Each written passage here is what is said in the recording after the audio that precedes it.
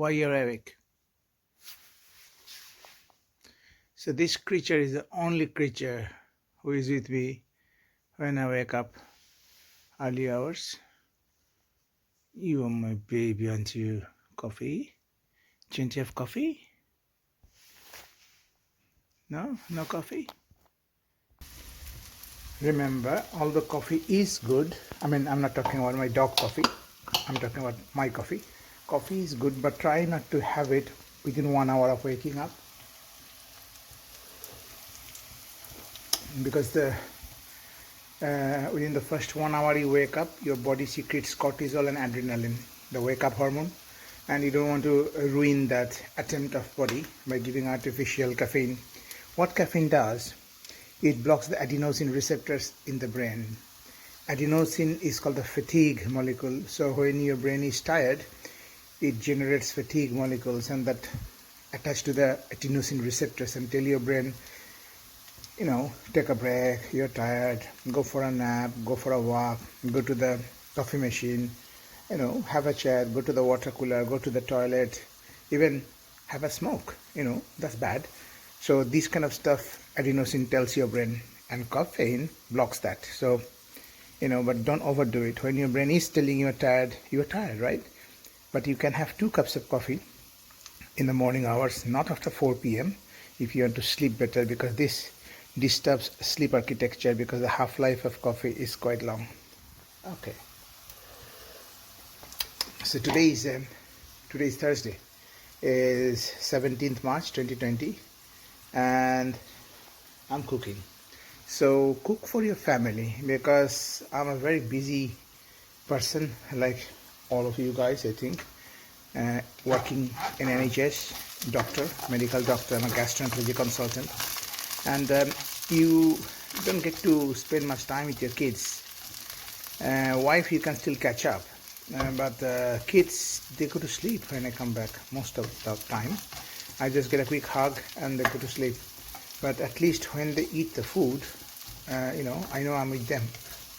So you never realize how fast the kids grow up. So my son, a few years ago, we used to take him to Kumon, and now he's got a call for, got an offer in Newcastle Medical School.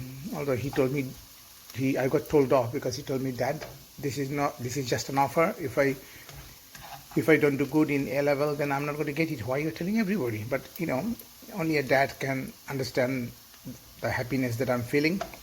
So cooking is something that is a life skill, like swimming, like breathing, how to breathe, how to meditate, because we are what we eat. And the father of medicine, Hippocrates, hundreds of years ago told, let food be thy medicine. So today I'm cooking chicken keema, salmon and paneer, and it'll be all over before I leave at 6:30 from my home. As I said, it doesn't take long to cook. So if you are remotely related to healthcare, and if you tell me that you don't cook, or you can't cook, or you don't know anything about food, you should take a sabbatical and come to me, and I will teach you all about food and how it can heal body. Although I'm a learner, I'm still learning, but as you know, the meaning of the word doctor means one who teaches. So we have to teach population, public, patient, staff, about simple stuff, low-cost stuff that will improve healthcare. Because if money is the solution, then who would have the best health? USA, the big brother America, but they have the worst health standard despite the best medical care. What does it tell you? Throwing money is not it. This is it. Let food be your medicine. Let sleep be your medicine. Let movement, exercise be your medicine. Do you know that if you use seed oil like mustard oil or cornflower oil or soy oil, it is pro-inflammatory? So use avocado. So who's going to tell them? You don't know yourself.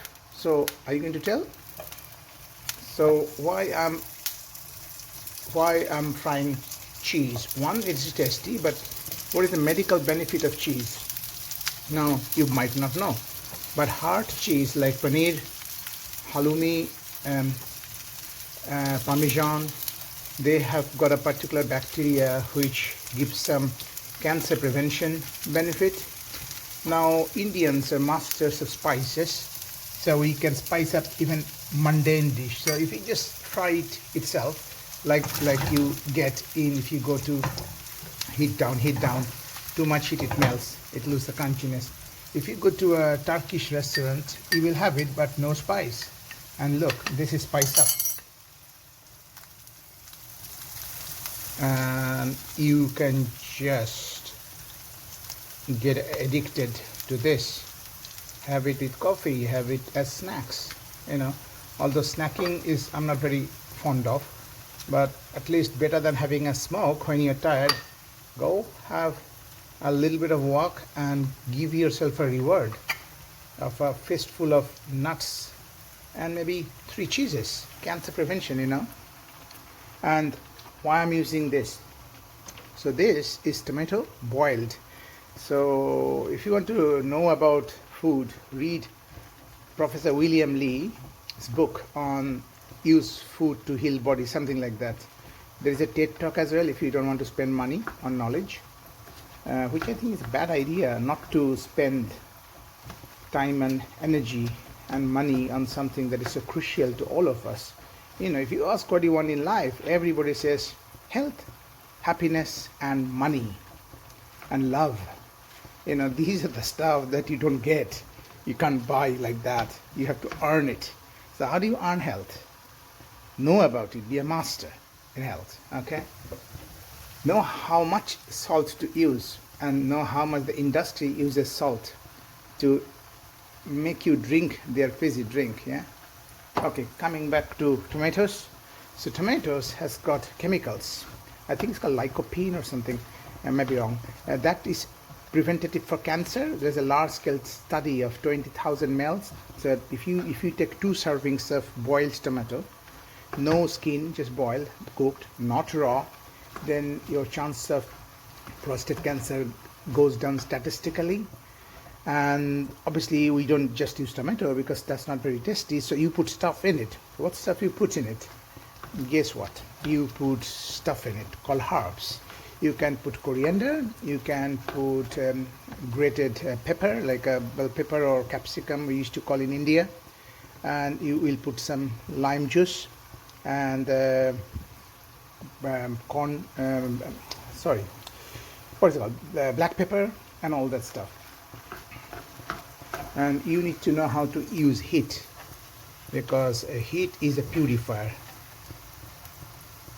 Come on, my kids love this, and it's like sells like hotcake. It's difficult to cook and take video. I call this my El Paso sauce, but I'm going to even spice it up. So fusion of Mexico and India.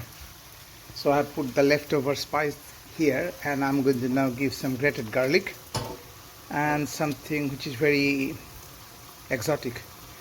Mr. Naga is a particular type of very hot chili, but I'm using it not for the heat but for the smell of it. It is wonderful. We love it. So turning the heat down, and this is now time to mix up. So my paneer is done, chili paneer.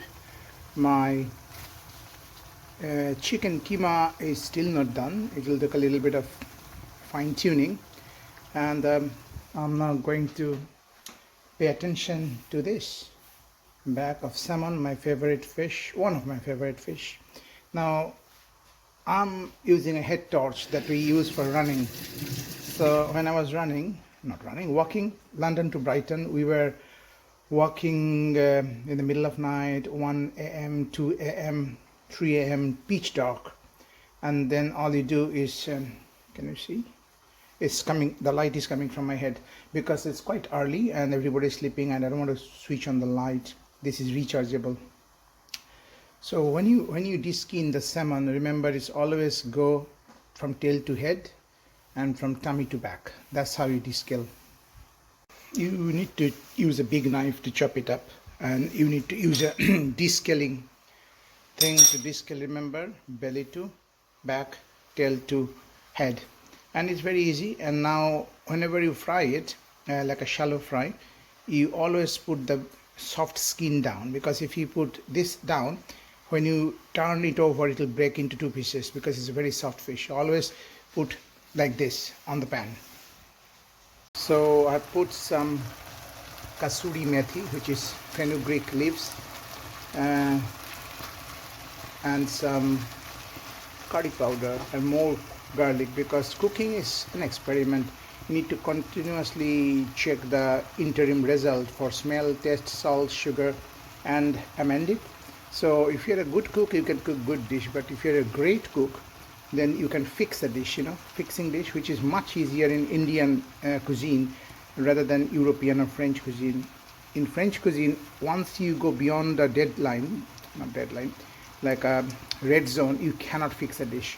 Whereas the beauty of Indian cuisine is that you can almost always fix a dish. Chili paneer, masala paneer is done. My El Paso chicken keema plus North Indian fusion done.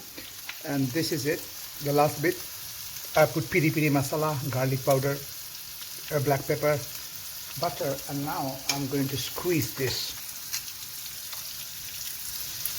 So good food is a mixture of what? Texture, smell, taste, and when you talk about taste, it is salt, sugar, sour, bitter, forgetting something, sweetness, yes. And you need to be a master manipulating this. So finally everything is done. It is 5 o'clock. Signing off. Nope, not yet, until I torture my teeth with vegetables. Cauliflower, mashed up, broccoli and spring onion. That's it. That's the final dish.